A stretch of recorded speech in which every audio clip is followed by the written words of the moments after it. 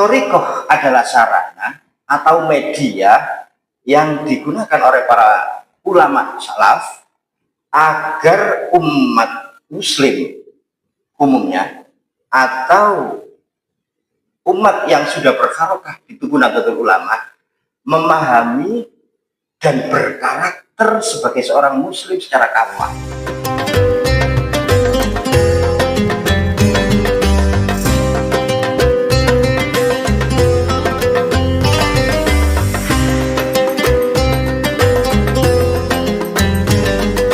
Assalamualaikum warahmatullahi wabarakatuh. Ala man nawaina wa ala man nawaw bi salafus salih. Al-Fatihah.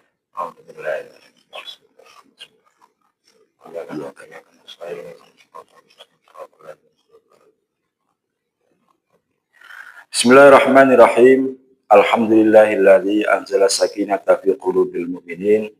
Allahumma shalli ala sayyidina Muhammad wa ala ali sayyidina Muhammadin. Salatan taj'aluna bihal istiqamah taswal wal karamah wa tuhsyaluna fi ibadika sholihina bisa'adati wal karamah. Para pemirsa Suara Muduran, suara warga Muduran, kita berjumpa lagi pada edisi kali ini. Kita kedatangan tamu dari Jamiah Ahli Thariqah Al-Mu'tabarah An-Nahdliyah Idarah Husniyah Muduran. Seperti kita ketahui bahwa Thariqah merupakan amaliyah yang khusus yang menjadi kekhasan dari para warga Nahdliyin.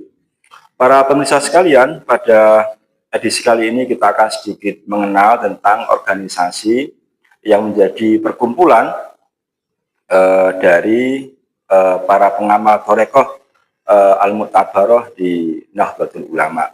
Telah hadir bersama kita semuanya beliau Kiai Badrus Salam. Beliau ini adalah Khatib Ifadiyah Idarah Husniyah Jatma Idarah Husniyah Muduran. Assalamualaikum ya. Waalaikumsalam warahmatullahi wabarakatuh. Di samping beliau ada Ustadz Wira Ar-Rasyid. Beliau ini adalah sekretaris Imdoiyah.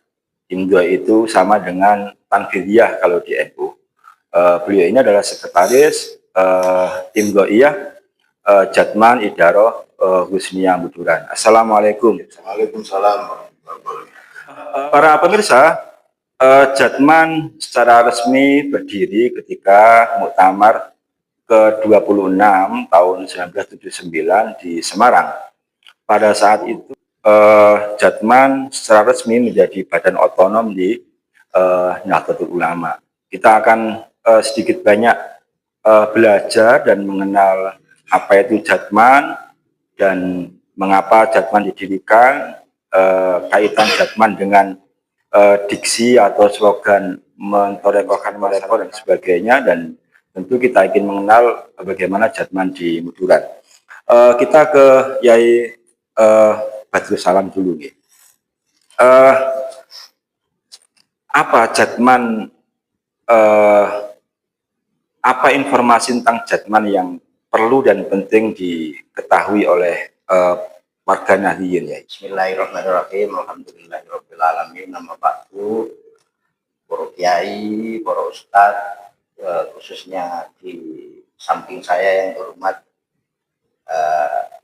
Bapak Moderator Gus Habib dan Mas Gus Sekretaris Idarah Husniyah Muduran yang kami hormati, dan para majelis amiin yang hadir maupun di rumah yang kami hormati. Pertama-tama tentu sebagai pengantar, saya hanya mewakili dari Jamiah Husniyah Muduran, Jamiah Jatman Husniyah Muduran, yang hari ini yang semestinya menjadi tamu dan yang paling berhak semestinya adalah Mudir Idarah.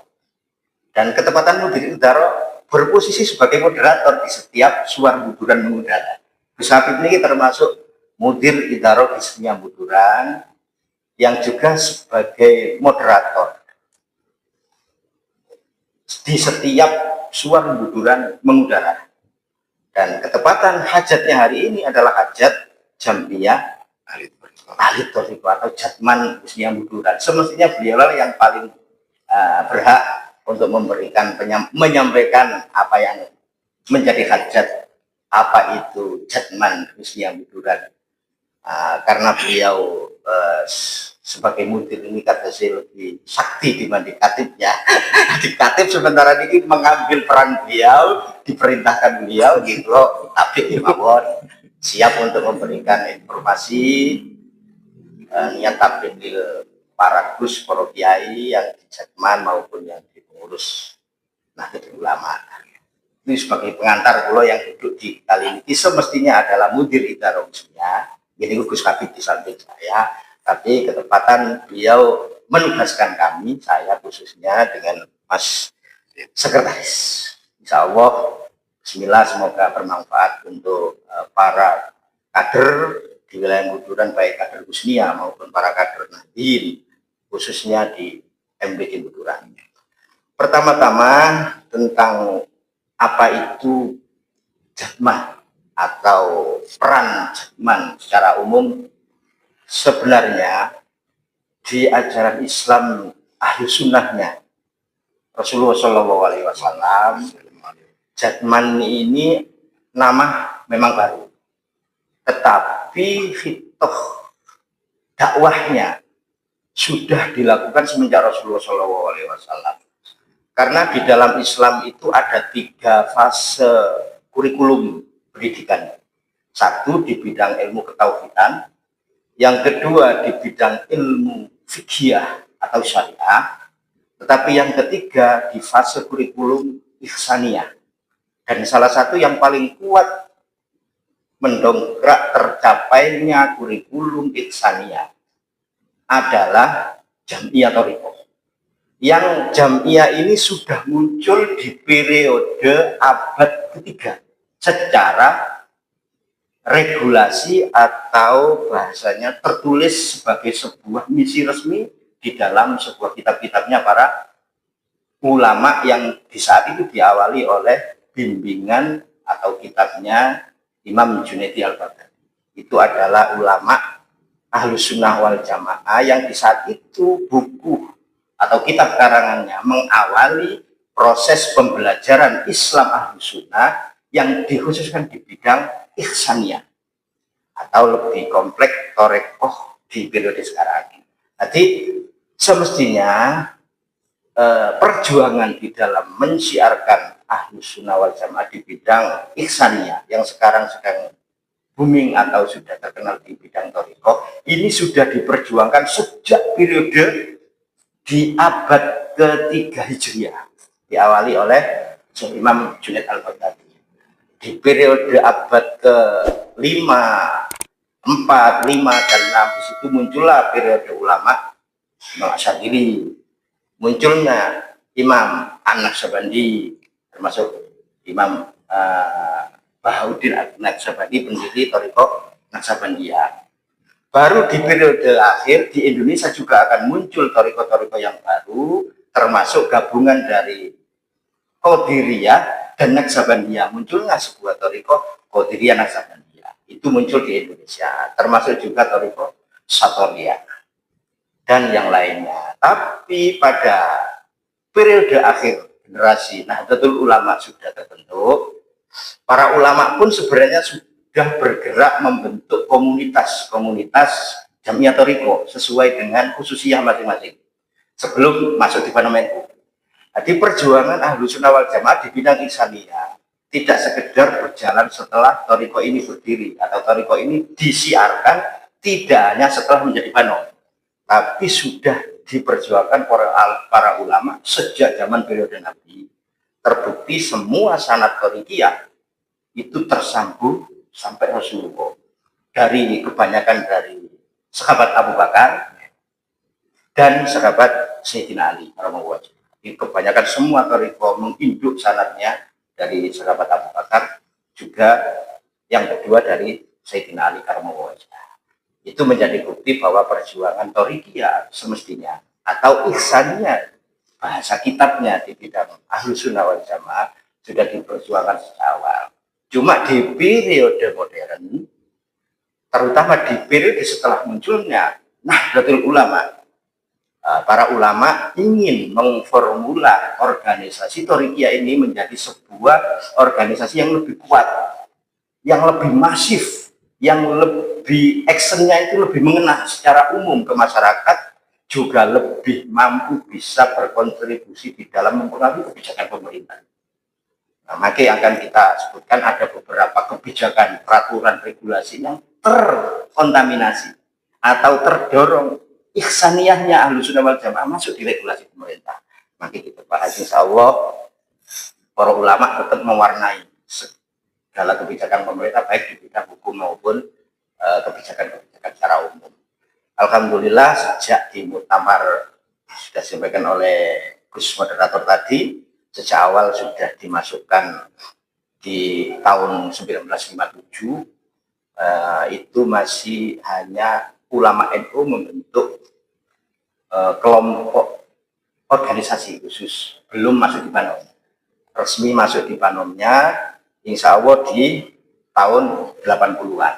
Nah, insya Allah itu. Dan pada akhirnya kemarin meskipun ada sedikit kendala proses pengambil alihan melalui yayasan kemarin, namun NU selalu memperbaiki kekurangan yang ada atau memperbaiki struktur yang tersalahkan oleh person, tetap dengan jalan yang elegan, mengembalikan Jerman menjadi Banun Nahdlatul Ulama terakhir di kongres yang ke-13 di Boyolali kemarin.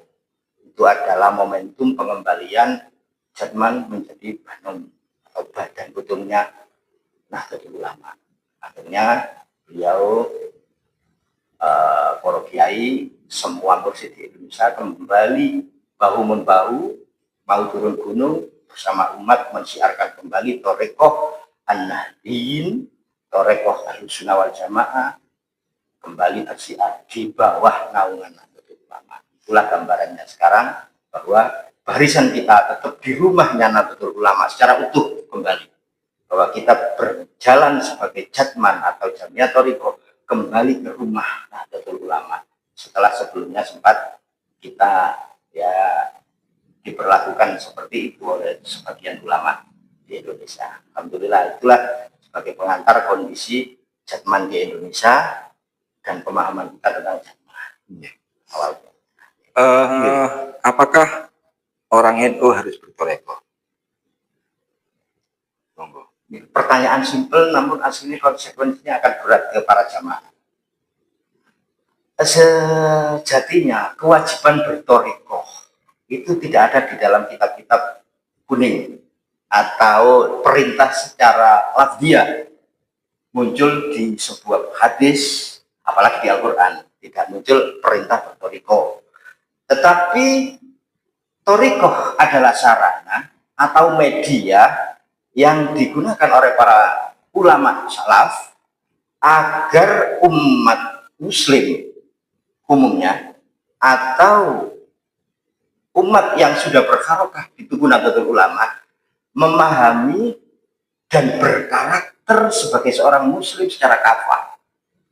Karena masih banyak para kader atau muslim di Indonesia pada umumnya betul memang sudah muslim, tapi karakter mereka masih belum masuk di dalam ajaran Islam yang ihsan. Jadi karakter mereka masih dunianya sangat kuat. Karakter mereka di dalam khianah. Semua karakter-karakter tersebut hanya bisa terlunturkan atau bisa diperbaiki bahasa kasarnya dengan format seorang muslim mampu berihsan. Nah, salah satu metode yang sangat kuat selama ini di dalam memformat seorang muslim mampu berihsan dengan baik, apa itu? Termasuk tazkiyatun nafsi, membersihkan mentality yang buruknya, takabur, berkata yang kasar, suudon kepada sesama maupun kepada Allah Subhanahu wa Ta'ala, berkarakter yang bisa menggunting dalam lipatan, ketika berjamiah mampu menyikut saing meskipun itu sama kader.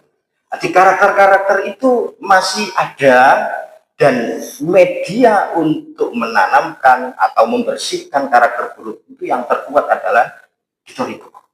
Karena misi Toriko yang pertama adalah tasfiyatun nafsi, membersihkan kolbu, karakter manusia itu menjadi kotoran kolbu, kotoran sikap ini terikis habis, sehingga dimasukkan di fase kedua, mampu berakhlakul mahmudah, berakhlak yang baik, akhlak yang santun.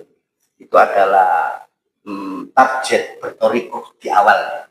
Jadi membersihkan kolbu dari semua kotornya karakter. Yang kedua, menghiasi dengan akhlakul mahmudah atau karakter yang bagus. Baru masuk di fase yang krusial yang ketiga, maka harus ada bimbingan para kiai.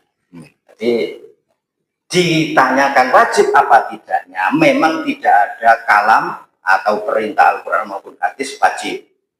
Tetapi untuk proses pendidikan, untuk proses membangun karakter seorang murid atau seorang muslim agar dia sempurna Islamnya, memang itu adalah media yang terkuat atau media yang paling optimal di dalam proses penyempurnaan seorang muslim menjadi Islam yang kafah, mampu bertauhid dengan baik, mampu bersyariah dengan cukup baik, tapi juga mampu berislam dengan baik. Nah, itu adalah salah satu juga jawaban. Mungkin Gus Sekretaris mungkin bisa menambahkan kalau hukum gitu. Jatman itu kan Jamiah Ahli Thorekoh Al-Mu'tabaroh An-Nahdiyah. Jatman bukan Thorekoh, tapi Jatman merupakan organisasi di mana di situ berkumpul para pengamal Thorekoh yang mungkin berbeda-beda, yang itu muktabar dan An-Nahdiyah. Nah, mungkin bisa disampaikan kepada pemirsa yang dimaksud dengan muktabar Nahdiyah ini bukan Jamiah Ahli Thorekoh Al-Mu'tabaroh An-Nahdiyah. Ya. Muktabaroh dan Nahdiyah itu pripun, apa yang dimaksud itu kira-kira pripun? Arti sebuah kalimat al-mu'tabar otomatis adalah yang sudah, nah menurut panjangan al-mu'tabar. Kalau An-Nahdiyah itu bagaimanapun adalah melingkupkan sebuah organisasi menjadi satu ruangan di An-Nahdiyin, bahasanya pasukan Nahdlatul Ulama. Kalau al-mu'tabar mungkin itu sudah disepakati secara umum dan diketahui juga para ulama-ulama yang berkompeten di bidangnya di dalam mengakui bahwa thariqah tersebut memang sudah diakui dan jelas keberadaan guru dan sanadnya memang tersambung hingga Rasulullah SAW. Jadi jika digabungkan dari kalimat apa alasannya kenapa disebut sebagai thariqah al-mu'tabaroh an-nahdiyah, adalah sebuah gabungan. Ini adalah sebuah metode thariqah berihsannya para muslim di tubuh An-Nahdiyin, bahasanya di sebuah thariqah yang memang sudah diakui amaliyahnya, bahkan fondasi hierarkinya atau regulasi hukumnya secara fikih maupun secara tauhid, semua gurunya tersambung hingga Rasulullah, sudah diketahui secara umum oleh para ulama dan diakui juga kekuatan sanadnya, juga kekuatan amaliyahnya, bahwa benar-benar ini adalah tersambung hingga Rasulullah baik orangnya maupun ajarannya.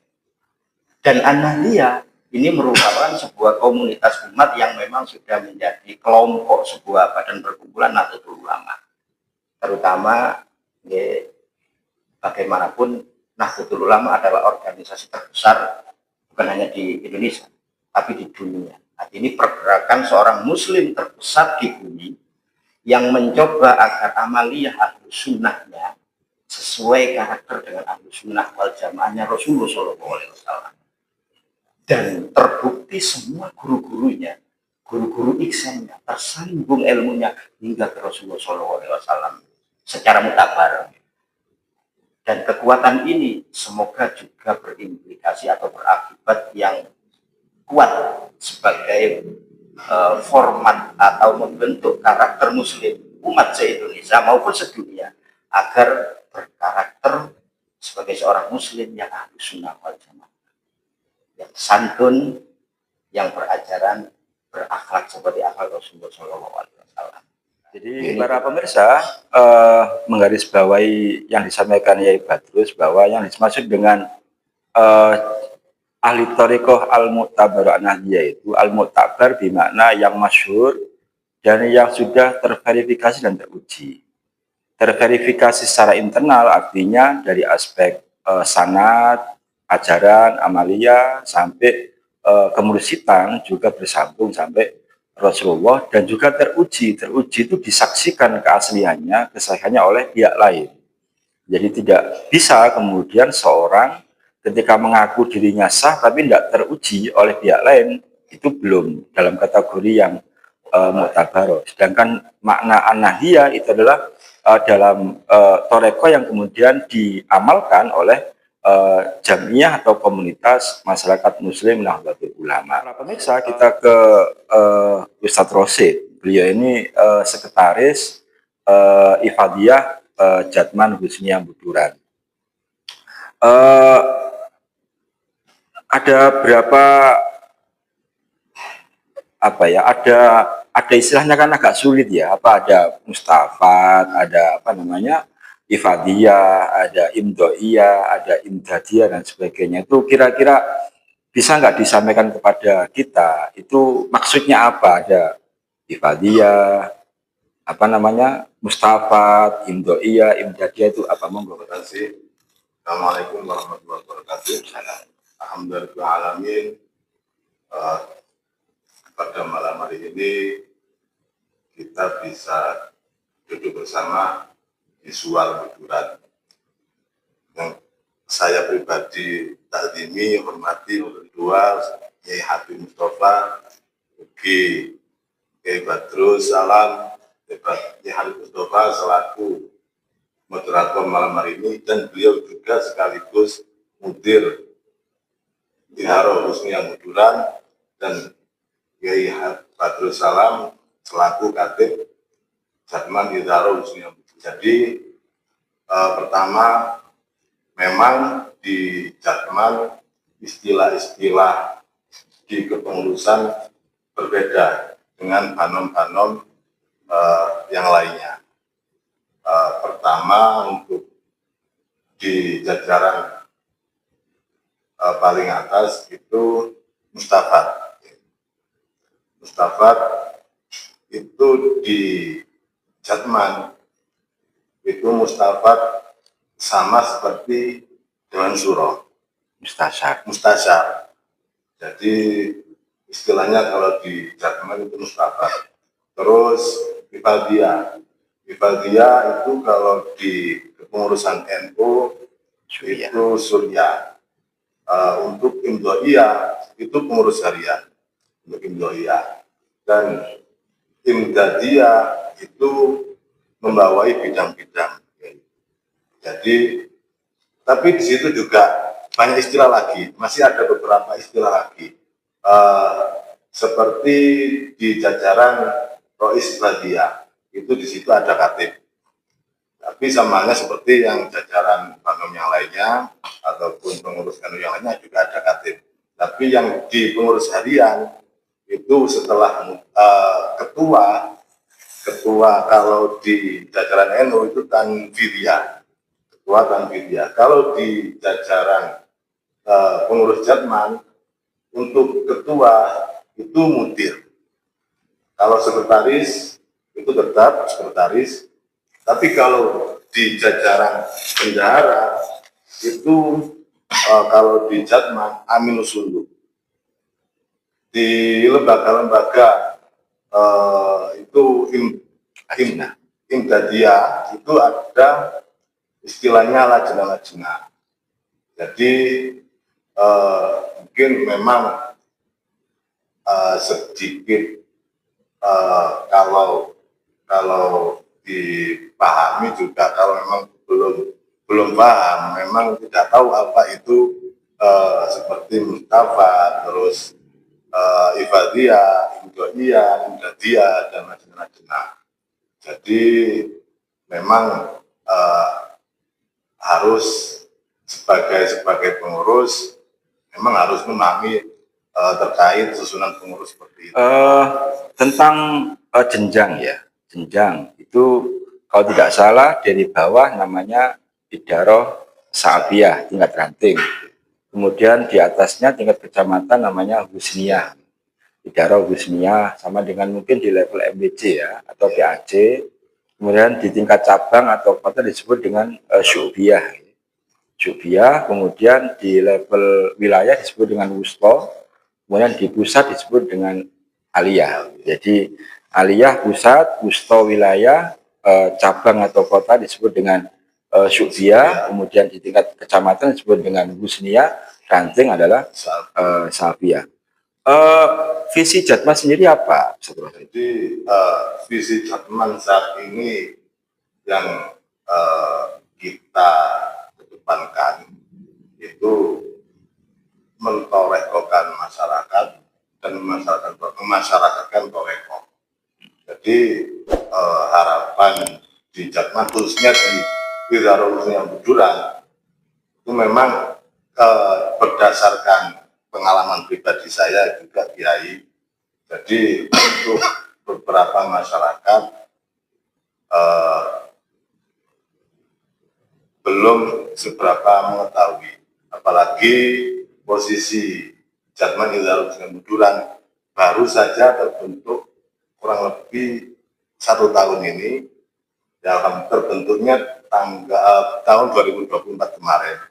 Jadi memang masih muda untuk organisasi Jatman Banum Jatman di Buduran ini. Jadi ini apa namanya? Kalau seandainya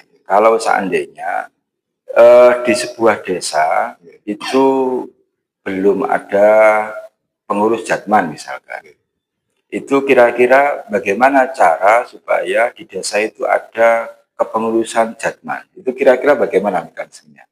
Jadi untuk mekanisme ketika di wilayah suatu desa belum terbentuk kepengurusan Jatman, untuk mekanismenya kita selaku sebagai Jatman Idaroh Buduran memberikan surat permohonan pemberitahuan kepada desa tersebut untuk segera ikut membantu mensupport kita sebagai Jatman tingkat khususnya Buduran agar kegiatan pembentukan di wilayah desa terlaksana. Makanya kita membutuhkan pengurus ranting NU Kiai. Jadi memang seperti itu untuk langkah-langkah ketika kita akan membentuk Jatman tingkatan desa atau disebut Idaroh Sa'abiyah. Jatman itu kan perkumpulan orang-orang yang nyun sewu para pemirsa yang hobinya wiritan, khususia dan sebagainya. Nyun sewu, dalam catatan Jatman sendiri ada berapa torekoh yang tabaroh per hari ini? Ada berapa yang kemudian istilahnya yang dinyatakan oleh Jatman sebagai torekoh mutabaroh? Sampai saat ini untuk yang mutabaroh atau yang diakui untuk Jami Ahli Torekoh Mutabaroh Ahmadiyah sampai saat ini 45 torekoh yang ada di Indonesia. Saya izin ke Yai Badrus terkait dengan begini. Nyun sewu para pemirsa yang sering terjadi adalah ada case bahwa ada sebuah kelompok komunitas melakukan sebuah amalia, kemudian karena NU itu nyun sewu lebih terbuka dengan segala macam bentuk dinamika kebudayaan, ekspresi kebudayaan, kemudian kadang-kadang muncul polemik. Ini gimana sih? Ini gimana sih? Ini gimana? Ini ikut mana? Ini apakah terverifikasi dan teruji? Apakah ikut ini toreko atau bukan toreko dan sebagainya? Itu kira-kira fenomena semacam ini itu apa kaitannya dengan fungsi jatman yang ada di masing-masing wilayah. Sebenarnya jika memahami kondisi sekarang, mereka banyaknya jamiah toriko, khususnya tersebut di masing-masing kampung maupun mereka, itu adalah potensi juga. Itu adalah kekayaan yang dimiliki oleh umat muslim kita yang berahlus-sunnah wal jamaah, yang mereka sudah ditanamkan atau disuburkan oleh para kiai yang sudah berjalan mensiarkan toriko, mensiarkan ajaran ihsan dari pesantren-pesantren. Jadi peran para kiai itu sudah berjalan lama di dalam proses pembibitan dan menumbuhkan khususia atau jamiah toriko maupun jamaah-jamaahnya di masing-masing kampung maupun wilayah. Cuma ketika mereka kita ajak bersatu di dalam sebuah komunitas bersama yang disebut dengan jatman, masih belum memahami konteks secara umum atau konteks secara utuh bahwa ini bukan amaliyah yang kita satukan. Tapi masing-masing khususia, masing-masing jamiah mungkin punya khususia masing-masing yang berbeda sesuai dengan apa yang diperintahkan oleh para mursyid masing-masing atau yang diamanatkan oleh para mursyid masing-masing. Semua jamiah toriko pasti berbeda. Dan ketika mereka disatukan di sebuah komunitas dan kita ajak wiridan bersama, mereka akan menemui kecanggungan karena kok berbeda. Itu pertama pasti akan muncul di pemikiran mereka. Tetapi ketika kita memberi pemahaman secara utuh bahwa jamiah ini bukan menyatukan amaliyahnya, tetapi menyatukan visi bahwa kita sebagai jamiah yang berbeda-beda wiridannya, tetapi punya misi satu yang sama, yaitu mengihsankan umat muslim secara umum, mengihsankan para kader-kader Nahdlatul Ulama secara khusus, bahwa berislam itu tidak hanya bertauhid, tidak hanya berfikih, tapi juga harus punya akhlak yang ihsan. Dan itu penanamannya memang harus dari toriko. Jadi kita berorganisasi harus mencintai, menghormati kiai. Bahkan muncul slogan derek kiai sampai mati. Itu slogan yang muncul dari karakter yang sudah bertoriko. Derek kiai sampai mati itu adalah aplikasi dari ittabi'u. Konsep belajar di toriko itu tidak lagi menggunakan kalimat taklim. Jadi mencari ilmu, mencatat ilmu, mengkaji ilmu, ini itu masih di kelas taklim. Tapi kalau di kelas toriko tidak lagi taklim, tapi ittabi'u manut. Apa yang diperintahkan kiai, apa yang diajarkan kiainya atau murabbi ruhinya, dia akan mengikutinya secara 100%, baik secara jasmani maupun rohani. Nah, ittabi itu muncul karakter di NU namanya derek kiai sampai mati. Itu adalah kalimat semboyan atau karakter yang sudah muncul berkah dari torikoh atau berihsan para kader-kader yang sudah masuk di ihsan. Meskipun ihsannya para kader, para tokoh-tokoh NU yang kemarin memunculkan kalimat itu tidak berihsan berkah dari jatman, tapi berkah dari pendidikan para kiai yang sudah dari dulu terlaksana di pesantren-pesantren. Jadi ajaran toriko atau ihsaniyah atau Islam ini ketepatan sudah dilakukan oleh para kiai sejak dulu. Tapi di era modern jatman memberi sebuah organisasi yang legal di tubuh Nahdlatul Ulama agar pergerakan ini lebih masif efeknya kepada umat, tapi punya legal standing atau kekuatan secara hukum ketika berharokah, mampu mempengaruhi umat, karakter umat, juga mampu mempengaruhi karakter para pemimpin-pemimpin atau umarok, sehingga muncul regulasi-regulasi yang berkarakter Ahlussunnah wal Jamaah. Ustaz Rosid, sebenarnya jatman itu apa saja sih programnya?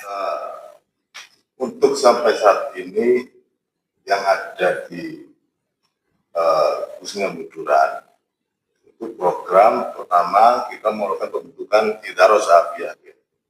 Jadi alhamdulillah sampai pada hari ini sudah terbentuk 4 Idaros Afiyah.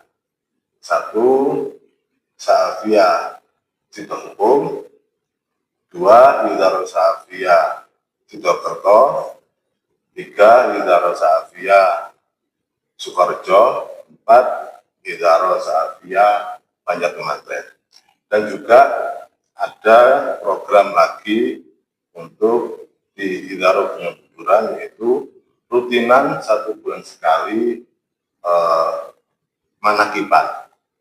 Jadi memang manakiban itu yang sudah biasa jadi amalia para pengamal toreko. Alhamdulillah sudah berjalan sampai pada hari ini, sudah berjalan tiga kali dan akan berjalan 4 kali, insya Allah akan dilaksanakan di Idaro Sa'afiyah Sidokerto pada tanggal 30 Ahad, jadi Ahad besok. Insya Allah akan kita laksanakan kegiatan rutinan manakiban wilayah Idaro Sa'afiyah, Idaro khususnya Buduran. Jadi sementara untuk program kerja Idaro khususnya Buduran sampai saat ini berjalan pembentukan Sa'afiyah dan juga kegiatan manakiban untuk keseluruhan di wilayah khususnya Buduran. Saya tinggal satu pertanyaan lagi, nggih. Mungkin singkat, nggih. Apa pesan panjenengan, ya, Pak, sebagai pengurus Jatman kepada para warga Nahdliyin secara umum terkait dengan Jatman? Monggo. Kalau tentang pesan, mungkin sebenarnya kalau pesan itu lebih yang menyampaikan karakter para kiai daripada Surya. Ya, kebetulan memang harus di suara ini muncul pesan dari Jamiah Thariqah. Bagaimanapun ada kalimat harus muncul. Mungkin kalimatnya muncul memang dari kepengurusan, mungkin dari KT, mungkin dari Muntir atau dari Surya. Namun kalimat itu harus kita munculkan dari para ulama salaf kita. Kalimat itu yang akan membimbing bagaimana kita berthariqah di Nahdlatul Ulama. Pertama, mungkin kita punya pesan sedikit sebagaimana hanya kita menyampaikan apa karakter thariqah atau karakter tasawuf yang ditumbuhkan atau yang disampaikan oleh Imam Junaid Al-Baghdadi adalah kalimat di setiap kondisi bagaimanapun kita harus bisa melibatkan Allah Subhanahu wa Ta'ala. Ini kalimat pendek tapi aplikasinya sangat kuat ketika dikondisikan, dilakukan karakter ini oleh para kader. Ketika seorang kader mampu atau punya target melakukan perbaikan di sebuah kondisi, itu tidak punya prasangka, apalagi keyakinan bahwa dirinya akan mampu merubah kondisi yang perlu ada perubahan atau perbaikan tersebut.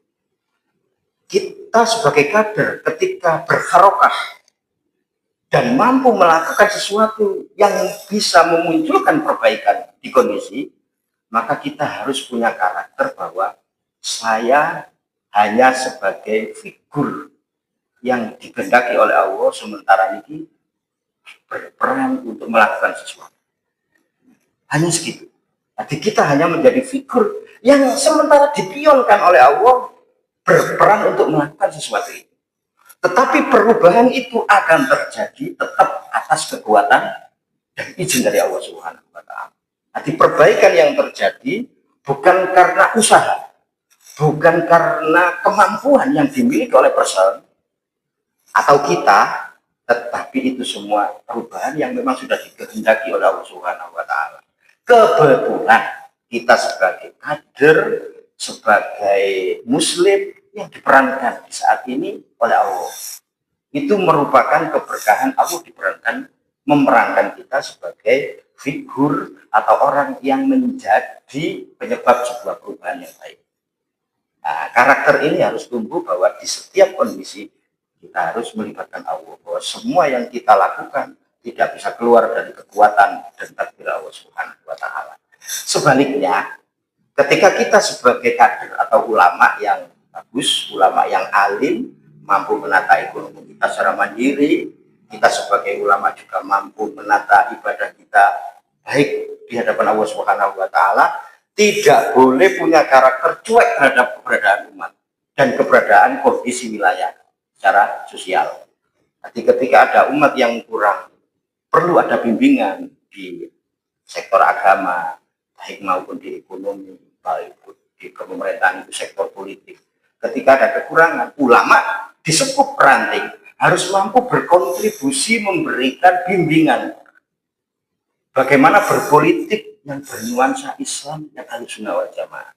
Ketika seorang ulama atau kiai di sepup kabupaten tahu bahwa ada kekurangan di pemerintahan di tingkat kabupaten, harus mampu bisa berperan. Ketika dia punya kemampuan di sepup kabupaten, dia harus berkontribusi dalam mendampingi pemerintahan agar kebijakan-kebijakannya tidak sampai mendolimi masyarakat. Dengan kata lain, tetap bersyariah yang Islam Ahlussunnah wal Jamaah, semua regulasi dan kebijakannya. Prinsipal mawon, ketika ini sebagai bukti bahwa ajaran kita mampu merubah regulasi pemerintah. Ketika ada pencuri, umpamanya ditahan selama 3 tahun, bunyinya di sel, mereka tidak dipenjara secara total alias hanya dihukum, tetapi di situ dibunyikan lembaga pembinaan. Mungkin di 1 tahun atau 2 tahun terakhir dia akan dibina untuk mampu mencari rezeki secara halal. Dibantu dia agar mampu berkreasi, ketika keluar besok mampu mencari rezeki yang halal. Jadi hukuman yang ada bukan tidak sekedar hukuman, tapi hukuman yang mempersiapkan mereka ketika sudah selesai melaksanakan hukumannya kembali menjadi manusia yang bermanfaat di tengah-tengah dan mampu menghidupinya, mencari nafkah yang halal. Itu adalah bentuk dari sebuah regulasi di bidang hukum, padang di pidana, tapi tasik atau masih terkontaminasi dengan akhlak Ahlussunnah wal Jamaah yang bisa.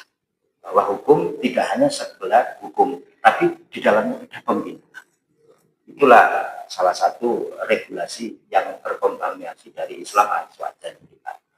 Nah, itu mungkin pesan kami untuk sedoyo para jamaah dan para muharrir di Nahdlatul Ulama, khususnya konco-konco di para kader.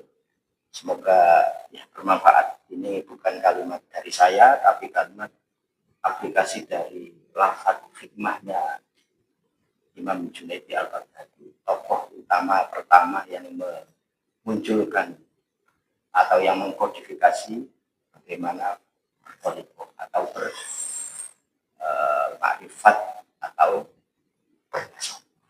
Kemudian Terakhir para pemirsa, bahwa di Jatman itu biasa dibacakan sholawat Torikiyah.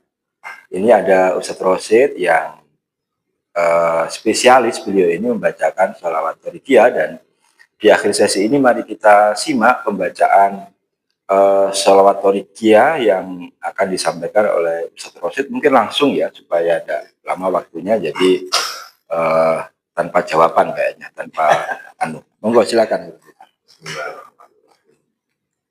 Sayyidina Muhammad. Allahumma shalli wa sallim ala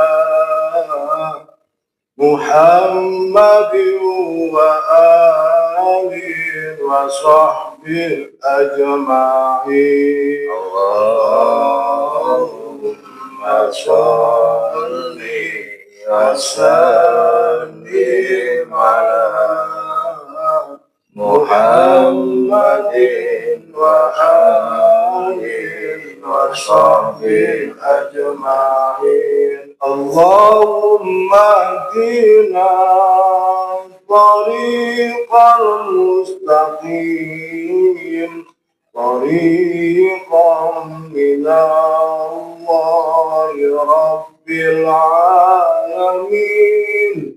Allahumma hdina tariqal mustaqim,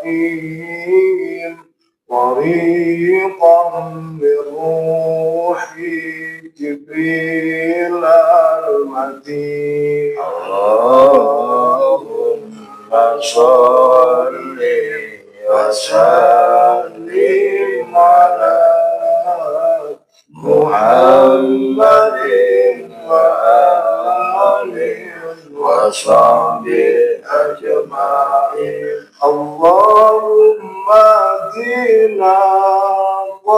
طريق المستقيم طريق الأنبياء والمرسلين اللهم اهدنا طريق المستقيم طريق الشهداء والمجاهدين اللهم صل وسلم على محمد وآله وصحبه أجمعين اللهم اهدنا طريق المستقيم طريق الخلفاء والراشدين اللهم اهدنا طريق المستقيم طريق العلماء والعاملين اللهم صل وسلم على محمد وآله وصحبه أجمعين اللهم اهدنا طريق المستقيم طريق الأولياء والمخلصين اللهم اهدنا طريق المستقيم طريق السعداء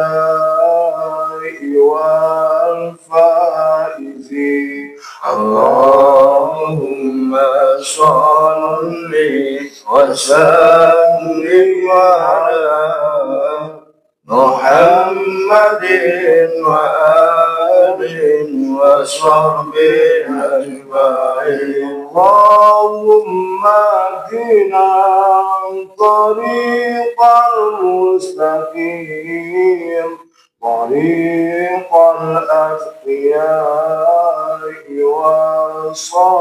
والصالحين اللهم اهدنا طريق المستقيم طريق البدلاء والفائزين اللهم اهدنا طريق المستقيم طريق البدلاء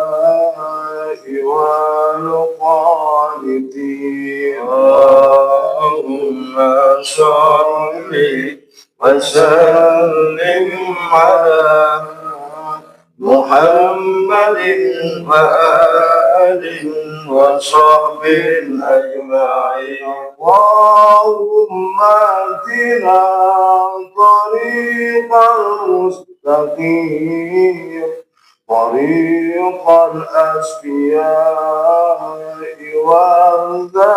والذاكرين اللهم اهدنا طريق المستقيم طريق الأسفياء والذاكرين اللهم صل وسلم على محمد وآله وصحبه أجمعين. Alhamdulillah, pemirsa, kita di ujung sesi ini, semoga edisi ini bisa memberikan tambahan informasi dan pengetahuan kepada kita tentang Jatman, dan semoga para pengamal Thoreqoh yang belum bergabung di dalam Jatman di wilayah Meduran semoga bisa bersatu dan berkumpul dalam wadah Jatman, dan mohon restu semoga di Buduran semua ranting akan berdiri, bisa berdiri, jamnya di tingkatan sapi. Saya Habib Mustafa mewakili Suar Buduran, mohon maaf atas segala kekurangan. Saran kritik dari panjangan semuanya kita nantikan, dan tayangan ini didukung oleh seluruh banam lembaga yang ada di wilayah NU di wilayah Buduran. Sampai berjumpa di edisi berikutnya. Sebelum itu mari kita membaca surat Al-Asr. A'udzubillahi minasyaitonirrajim. Bismillahirrahmanirrahim. Wal 'asri innal insana lafi khusrin illa alladziina aamanu wa 'amilus shalihati wa tawashaw bil haqqi wa tawashaw bis sabr. Demikian, terima kasih. Wallahul muwaffiq ila aqwamit thoriq. Wassalamualaikum warahmatullahi wabarakatuh. Waalaikumsalam warahmatullahi wabarakatuh. Monggo.